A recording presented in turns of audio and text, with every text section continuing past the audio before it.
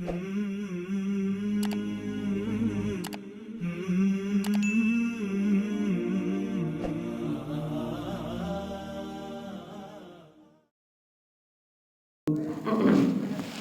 محترم اور معزز مسلمان بھائیوں،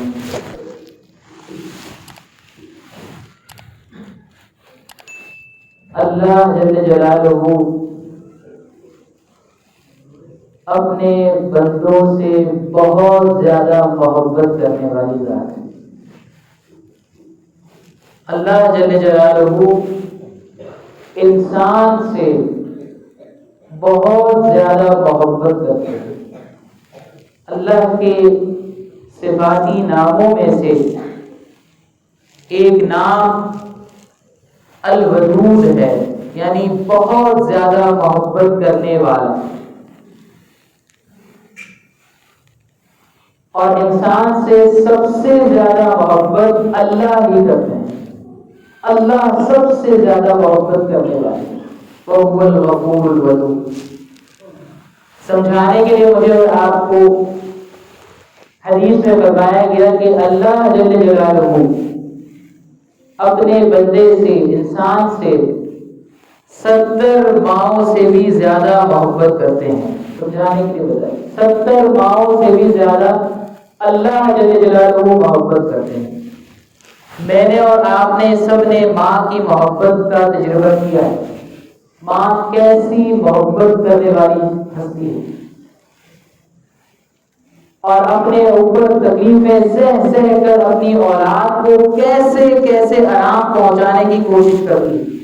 یہ میں اور آپ تجربہ کرتے ہیں اور اللہ کے فضل سے بہت سے کر رہے ہیں کہ ماں اپنے اوپر آنے والی جو بھی تکلیف ہوتی ہے وہ یہ سوچ کر اس خیال سے سہتی ہے کہ میرے بچے کو کسی قسم کی کوئی بھی تکلیف نہ پہنچے۔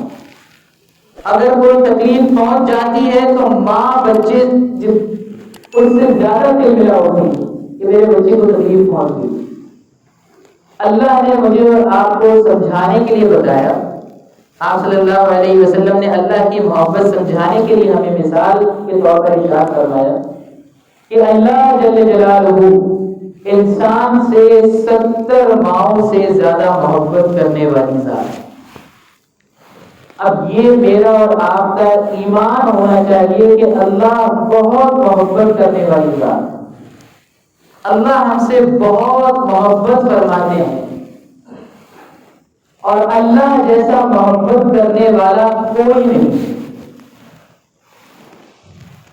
اب اس کے بعد میں جن حالات سے ہم گزر رہے ہیں یا مجموعی طور پر مسلمان گزر رہے ہیں، یا گزشتہ دنوں جو زلزلے کا حادثہ پیش آیا ہے وہاں شام کے، ترکی کے اور لبنان کے مسلمان جن حالات سے گزر رہے ہیں، ایسے میں ایمان کے جو رہزن ہوتے ہیں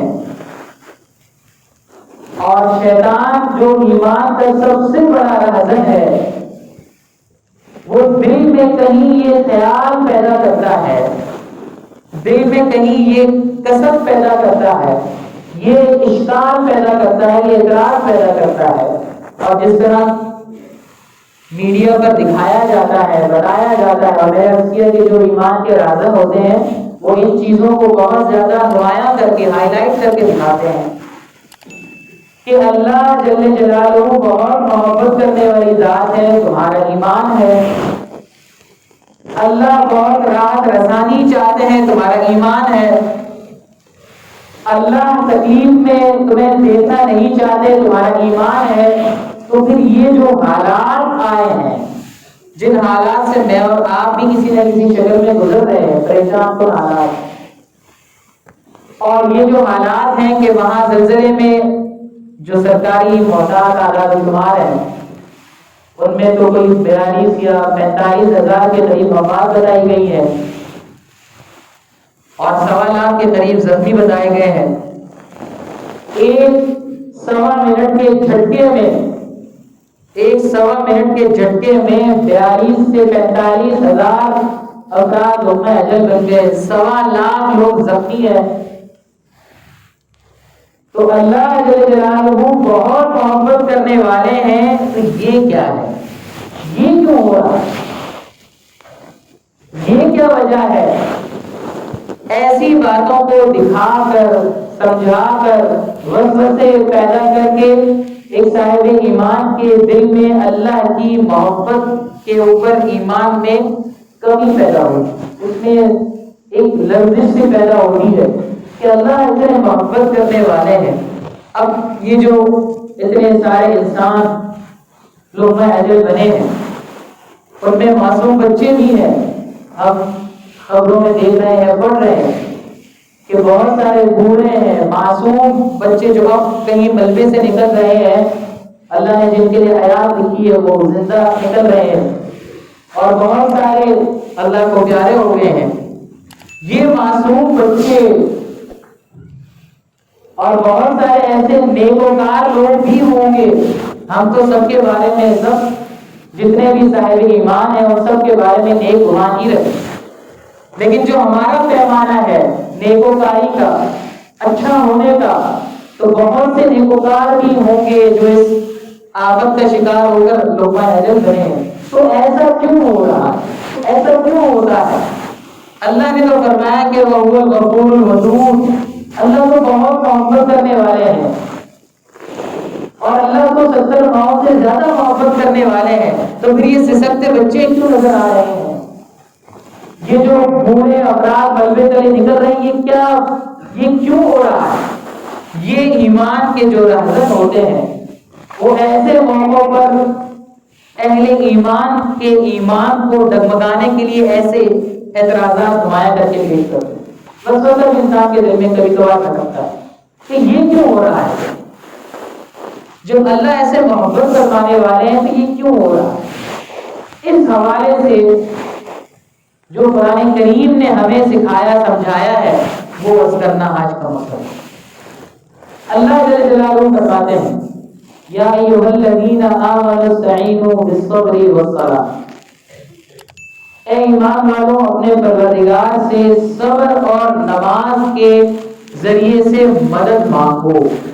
ایسے حال آئیں گے کہ تمہیں مدد کی ضرورت ہوگی، پریشان ہوگے، ایسے حالات میں اللہ سے شکوہ کر کے اللہ کو ناراض مت کرنا، اللہ سے شکوہ کر کے اللہ سے ناراض مت ہونا، نہ ناراض کرنا نہ ناراض ہونا، بلکہ ایسے حالات میں تمہارا وسیلہ یہ ہونا چاہیے کہ یا ایھا الذین آمنوا استعینوا بالصبر والصلاۃ، کہ اے ایمان والو اپنے پروردگار سے صبر کے ذریعے سے، صبر کر کے اور نماز پڑھ کے اللہ سے مدد مانگو، اپنے پروردگار سے مدد مانگو۔ اے پروردگار ہمارے ایمان کی حفاظت کر، ہم اپنے ایمان کی حفاظت کے لیے آپ کی مدد طلب کرتے ہیں، اے پروردگار ہمارے ایمان کی حفاظت کر۔ سب سے قیمتی سرمایہ ایک صاحب ایمان کا ایمان ہے۔ ایک مومن کے لیے، ایک مسلمان کے لیے سب سے قیمتی جو سرمایہ ہے، اس کی جان سے بڑھ کر، اس کے مال سے بڑھ کر، اس کے آل اولاد سے بڑھ کر، دنیا کی ساری چیزوں سے بڑھ کر، وہ اس کا ایمان ہے۔ اور جب حالات خراب ہوتے ہیں تو سب سے قیمتی سرمایہ کے اوپر نظر ہوتی ہے دشمن۔ جب پریشان پر حالات ہوتے ہیں تو دشمن اور چور کی نظر سب سے قیمتی سرمایہ پر ہوتی ہے۔ تو ایمان جو سب سے قیمتی ایک مسلمان کا سرمایہ ہے، اس پر ہے نظر ایمان کے چور، ایمان کے چور کی نظر ایمان پر ہے، ہمارے سب سے بڑے دشمن کی نظر ہمارے ایمان کے قیمتی سرمایہ پر۔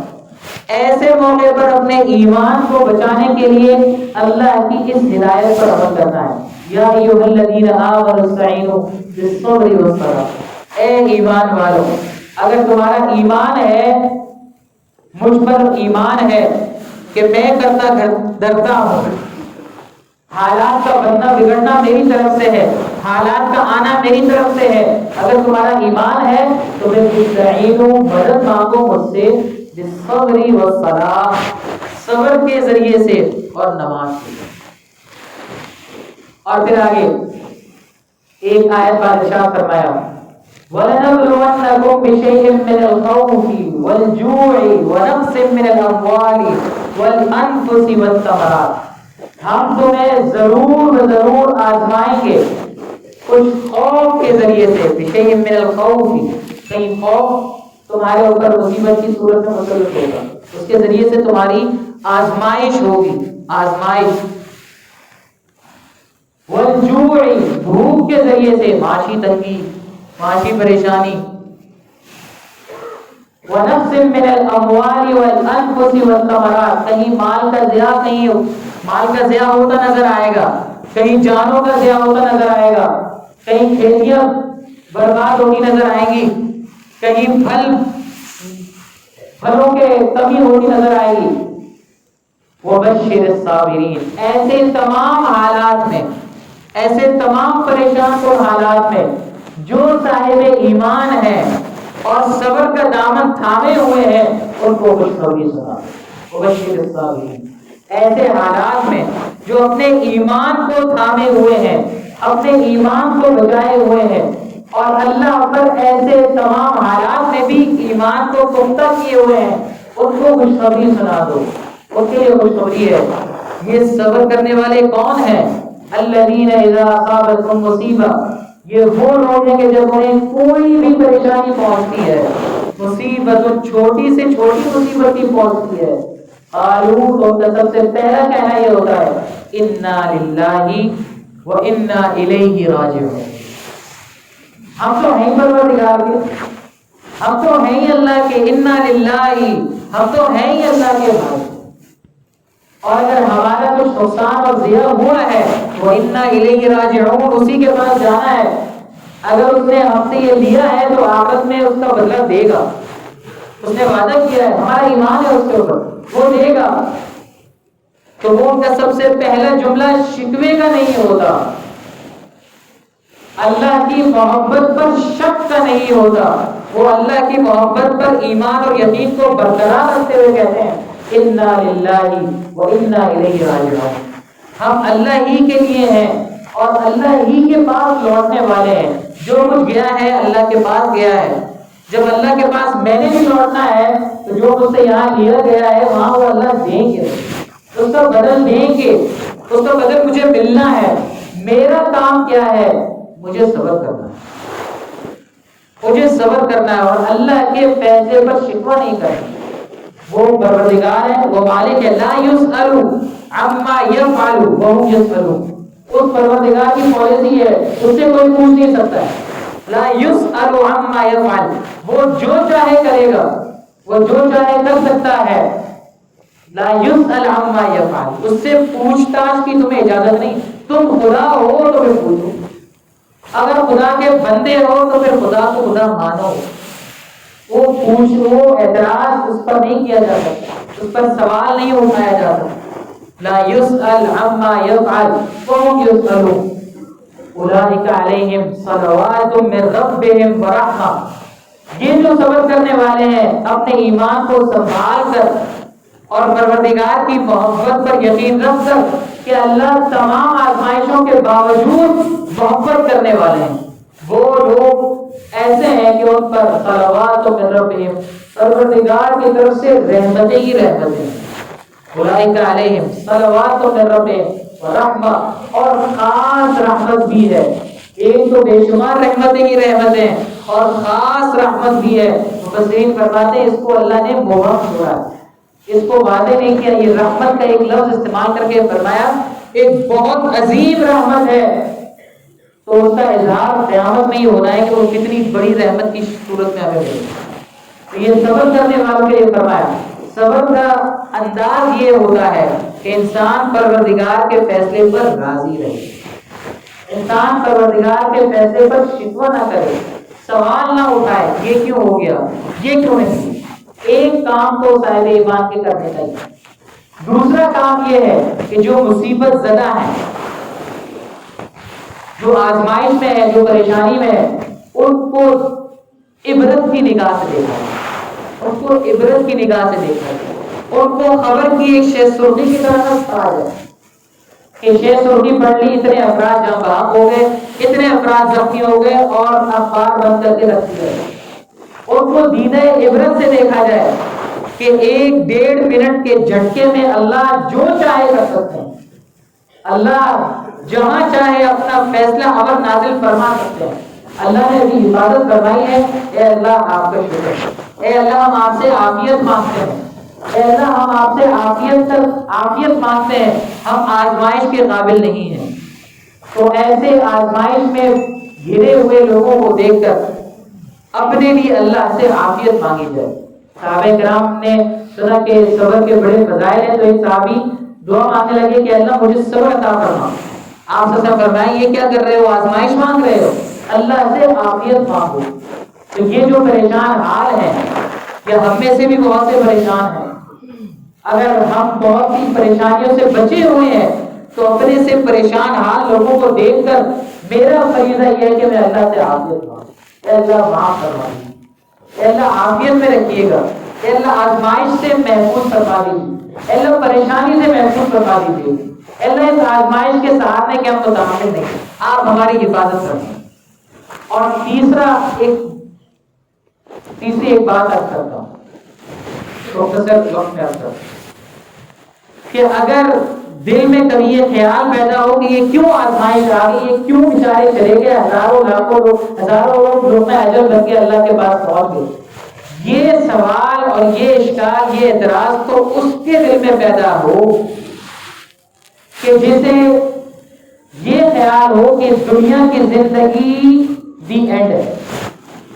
دنیا کی زندگی کی موت کے ساتھ سب کچھ ختم. اگر کسی کا خیال یہ ہو، کسی کا فکر یہ ہو، کسی کا نظریہ یہ ہے کہ موت آئی اور انسان ہوا میں بکھر گیا خاک بن کر، تو اس کے دل میں یہ سوال، یہ اشکال ہوگا کہ یہ اتنے سارے افراد جو مر گئے ان کا کیا جرم تھا کہ یہ مر گئے. اور اگر کسی انسان کا عقیدہ اور نظریہ یہ ہے، جیسے ہر مسلمان کا ہے، کہ یہاں آنے والی موت دی اینڈ نہیں ہے، آخر نہیں ہے، یہ سلسلہ ہے اگلے جہان میں جانے کا. اس موت کے بعد ایک اگلا جہان ہے، وہاں سارے کے سارے نیک اعمال کا بدلہ ملنا ہے، وہاں یہاں آنے والی مصیبتوں اور پریشانیوں کا اجر ملنا ہے. اس کے دل میں یہ سوال نہیں ہوگا. یہ اللہ تعالیٰ کی طرف سے جن پر آزمائش آئی ہے، اللہ تعالیٰ ان کو صبر عطا فرمائے، اور ان کے لیے یہ آزمائش آئندہ جب وہ اللہ کے یہاں پیش ہونے والے ہیں، اس آزمائش کا بہت بہتر بدلہ اللہ انہیں عطا فرمائے. جب یہ خیال دل میں ہوگا تو کبھی بھی اللہ کی رحمت پر سوال نہیں ہوگا. کبھی بھی دل میں یہ خیال پیدا نہیں ہوگا کہ اللہ اتنے رحیم ہے، اللہ اتنے رحمان ہے، تو پھر ان لوگوں کے اوپر آزمائشیں کیوں ہیں؟ آزمائش تو ہمیں نظر آ رہی ہے. موت جب ان کو آئی ہے تو ان کا ابھی یہ سفر ختم نہیں ہوا ہے، وہ اللہ کے ہاں پہنچے ہیں. نہ جانے اللہ کے ہاں اس آزمائش پر صبر کرنے کے سلے میں انہیں کیا کیا مل رہا ہو، اور کیا کیا اللہ تعالیٰ انہیں عطا فرما رہے ہیں، اور یقیناً عطا فرما رہے ہیں. تو اللہ تعالیٰ جو مصیبت زدہ پریشان حال ہیں، اللہ تعالیٰ ان کی غیب سے مدد فرمائے، غیب سے ان کے لیے سامان راحت اور سامان آسائش مہیا فرمائے. بیت السلام کی طرف سے آپ حضرات کے سب کے علم میں ہوگا کہ اور بھی جس کو جس تنظیم پر، جس شخص پر بھروسہ ہے، جس پر اعتماد ہے، وہ وہاں تک مدد پہنچانا چاہتا ہے. ترک کے مسلمان بھائیوں تک، شام کے مسلمان بھائیوں تک، لبنان کے مسلمان بھائیوں تک مدد پہنچانا چاہتا ہے. جس شخص کے واسطے سے پہنچانا چاہتا ہے، جس تنظیم کے واسطے سے پہنچانا چاہتا ہے، بڑھ چڑھ کر اپنی استطاعت کے مطابق حصہ لینا چاہیے. مال کے ذریعے سے نہیں پہنچا سکتے. میں اور آپ دعا کے دو بول اللہ کے سامنے بول سکتے ہیں کہ اللہ ان کی مدد کرے. اتنی ٹھنڈ میں اتنے پریشان حالات ہیں. کچھ ساتھی سے رابطہ ہے تو وہ بتاتے ہیں اتنے پریشان حالات ہیں. اللہ تعالیٰ ان کی مدد کرنا ہے، اللہ تعالیٰ ان کے لیے کافی ہو جائے. واخر دعوانا الحمدللہ.